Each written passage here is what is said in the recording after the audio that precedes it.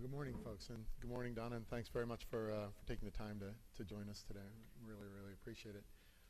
You know, when we were talking a little bit earlier, one of the things you mentioned in an earlier conversation was this concept of dark data, and that was something that I hadn't really heard used previously. So maybe you could walk us through a little bit how this affects DHS. Absolutely. Ooh. Good morning, everyone.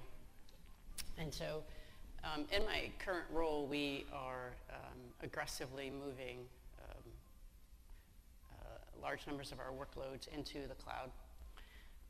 And as you move into an online email system, you start evaluating how much you should move and what level of storage you should put it on as it's accessible out there in the cloud. And you come across this concept of dark data. How many people have heard the term dark data, right? So it's data that you, in particular for me, I've been carrying around on my shared drives and in my email for about 12 years because I'm afraid to delete it. I might need it someday. And so it's predominantly unstructured content that is not leveraged, you know, usually after the first time you save it or put it away. And yet, when we started moving our emails and our shared drives, we did not have an elegant way to start culling through these years and years and years of dark data. But if you think about it, it presents a significant risk that dark data is becoming the #1 target for most of your cyber threats because people realize it's out there and it's a treasure trove of information. It is also becomes a legal risk. The more you hold it outside of your records retention capability, the more you expose yourself to potential legal risks. And it's just expensive to keep moving it around. And you don't need it, and you potentially, or you don't need it at the same sort of way that you needed it before. Perhaps you need it on something that's not quite as fast retrieval. And so part of analyzing your modernization should be, how am I going to handle the dark data? What kinds of policies am I going to make to trim off some of that data, and where am I going to put it? So that's an interesting scenario, right? So when I think about your environment, one of the things that immediately pops to my head is, how would you ever let go of data, right? Because you guys track so much that goes on around us, and obviously you've got the sharing problem as well, right? Because you need to be able to share between agencies. So how do you balance those things? It's quite complicated. The data in the department, we have probably about 1,200 data systems. They're distinct sets of data. They were collected under about 11 or 12 pieces of the U.S. code, right, under law. We have hundreds of policies on how much we should retain, who should retain. It's really complex because sometimes we have to retain it for one set of populations and other populations can't see it after a certain period of time. And so retentions and building the way you retain that data as you modernize it into a data lake really gets down to fine-grained controls on who can see that data, the aging of the data, and the rolling off of the data into a archive as you have promised the American public you would do in your SORNs, and as you have promised your international partners you would do as you make those agreements to share the data. It is actually quite complex. So when you're working through kind of an overview of those systems, how do you figure out where you're going to go with refreshes, both in technology and in the application base that you're dealing with, and your kind of overall security view of how do you manage those migrations? So there's two ways of thinking about modernization. Really, the old school way where I grew up with, which we just need new hardware that runs faster so we can do something better for our customers, right? I've been around a long time. Let's just go put some more hardware problem. That's not today's way of thinking about modernization. And so we are taking, my team's developing 2 cloud landing zones, and we're taking a really methodical approach to analyzing what's in the data center at a system-by-system view, and analyzing it in a few ways. Can it move? Is it sort of something that could work in a cloud environment? How ready is it? Do we need to refactor it before it goes, or should you refactor it after it goes, right? And so all of that has to be data driven, and you should take a look at the devices, the application stack, the utilization, which people forget to include. And as you build it, you can lower the costs if you're smart about putting something in the cloud. If you don't, you're just probably going to increase your cost because you're not turning things off. We build in the data centers on-prem to the highest peak that we can afford, right? When you do that in the cloud, you build it to the lowest peak that you want and expand up. And so if you don't really take a look at the data that's driving your utilization, the number of VMs you have put up just because you think you're holding the highest peak, you're shifting your costs and not really leveraging the modernization capability. Yeah, I think one of the interesting things that always comes up for me is sort of the emotional base that I don't think I've ever met an application owner that didn't think his application was the most critical thing in the world, right? You know, it's sort of his personal viewpoint in. But you mentioned, you know, sort of what do we do about turning off systems? What do we do about aging out systems, right? And the number of instances that I've seen over time where applications sit there and they keep ticking over, and you know, it's not clear to me how often they get accessed or if they're still being accessed, but they're being retained against some potential need at some point. And there's a significant cost. I mean, some of my customer base are running applications on versions of operating systems that first premiered 15 plus years ago. And I find that an interesting scenario when you try and balance it against your latest, newest, most cost-effective, most performant platforms. Yeah, we're expecting to retire some systems as we modernize, but we're going to do it in a data-driven way for that same very reason, right? So because of the CDM program, we're getting more and more data about what's in our network, what's on our network, how our network's being utilized, and we're going to use that to drive those decisions. If you've got 3 users accessing in a month, and it's costing you a significant amount of money, you should probably look to serve those 3 users in a more efficient way on another system. And so we're expecting some consolidation of capability, but predominantly it is hard in the government to turn something off. It takes a significant amount of political clout to turn off a program that is funded. But we're certainly going to do it, and we've already looked at some of the capabilities and consolidating them as we move out of our data centers. So. Yeah, I was smiling a little bit because when you were talking about the dark data piece before, and you were mentioning that you know, you hang on to things because you know, you're not sure. That I've been that person, right? So you know, you really should get rid of some of these older files. Yeah. Fine. As soon as somebody promises me they will never ask me about it again, I'm more than happy to get rid of it. But until that point, what do we do, right? So, but at the rate that new applications are being developed, right? So I mean, it's not like you don't have a whole raft of people creating new application interfaces in your world, right? And requiring additional platforms and different styles of data access as well. So I'm hoping that Modernize takes an opportunity to do what we've been trying to do for a long time in our application development world, which is separate the application and the logic and the access from the data, right? And invest in curating the data in a way that you can move to a total mobile strategy if you wanted to, right? And so if you look at what's happening in your day-to-day life, it's being transformed because people are doing that. People are putting in place zero-based trust networks similar to what Google's BeyondCorp did, right? And so we're making decisions much more granular based on the data and who you are and where you are and what device you're on. And in the government, that's going to be a big journey, right? And so we've done some research on corporations who have done some big transformations like we're trying to do. We sat with Amazon as an example. And they took let's move our data first, and then let's move our apps and reconnect it to the data approach when they moved their marketplace into their own offerings.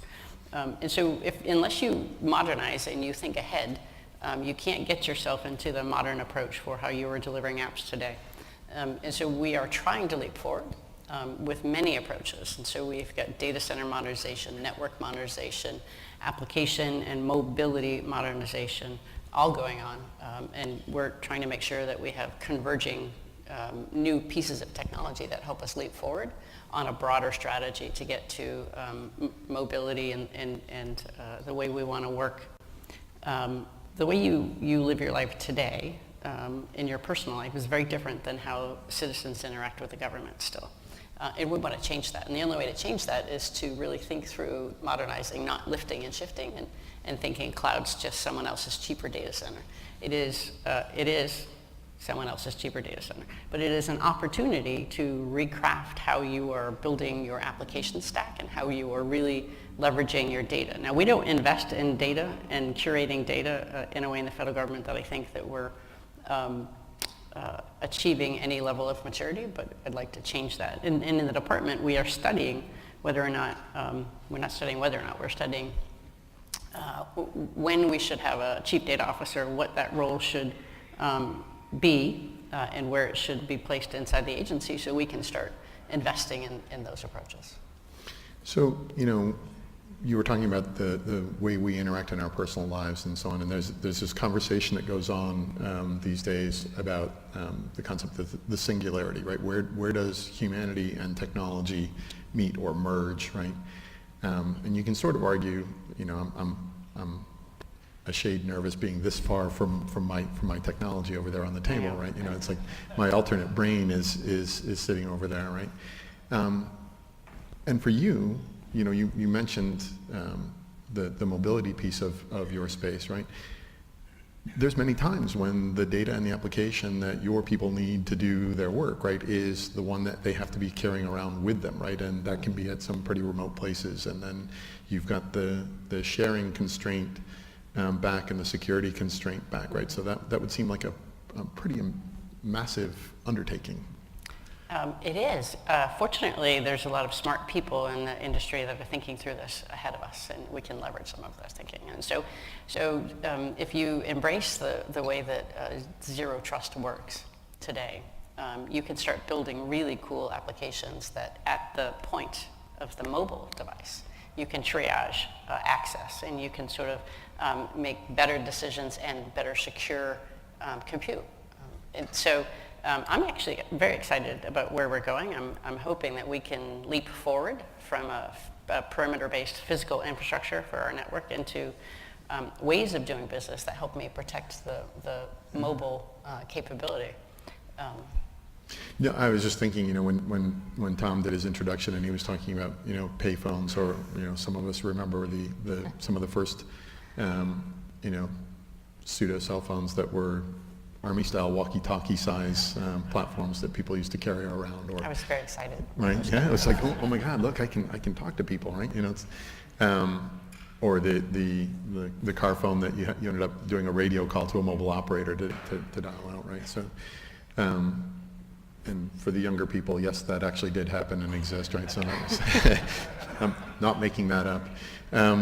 But at in those days, security was a much simpler thing, right? You lock the door of the data center, right? Who had access to the machines, who got in, right? That was a much more straightforward thing. The sheer volume of people you have to touch, both the me as a customer, right? As I'm traveling, way too much time in airplane seats, right? So dealing with all of the security levels that go on there. So as a customer touch, right? But then your staff on the other side, right? And that sort of intermediary is an interesting space. So we try to drive it into 3 populations that we deal with related to identity management and making sure we know who they are when we interact with them. So one is the public. We have a lot of public interfacing applications, whether it's FEMA, when we do disaster grants after something bad happens to them, or it is citizenship and immigration, or customs enforcement, right? So we have a significant amount of interaction with our public. Some good people doing good things, some good people trying to not do good things. in that mix. So that's one population. The population of our employees is really important to me. There's 240,000 employees, and when they're on the network, I want to make sure it is them on the network and not someone trying to be them. And then the third category is the one that keeps me up at night. These are our trusted partners across the Homeland Security enterprise. And so there are 60,000 emergency management agencies, 800,000 police officers working for 18,000 police departments. Those police departments, over half of them have 50 employees or less. They can't afford the kinds of infrastructure I need them to have to be able to authenticate into my network, and yet I have to give them information to make us all safe. Because the Homeland Security is a hometown game. And in particular, with the active shooters, we want to make sure we're getting as much out to the edge as possible. And so how do you trust that someone in a local law enforcement office who uses Gmail for their office mail is a trusted person when they come onto the Department of Homeland Security's systems where we share information for them? And there's a significant amount of really, really interesting mobile authentication technologies that are coming out that ease the friction for onboarding them. And we're looking at taking some of what's coming out of the banking industry and fintech and implementing it for that particular set of risk of partners. Because we want to increase sharing in a safe way, but we want to stop man in the middle or sort of spoofing on identity practices. And boy, that's a interesting paradigm. Share more safely, and know who you have at the end of the. Yeah, I mean, I'm a user of Global Entry, among other things, right? And so, that piece of the identity verification thing is been a godsend, getting through. But I could see that from a standpoint of, when you're dealing with such small law enforcement agencies, right? And who can afford, and how does it get paid for, and then how do you do the authentication? And when they're adding and dropping personnel in and out, that would seem like an extremely sort of wild and woolly environment to try and wrap your head around. It is why I'm still at the Department of Homeland Security, because it is so challenging and interesting.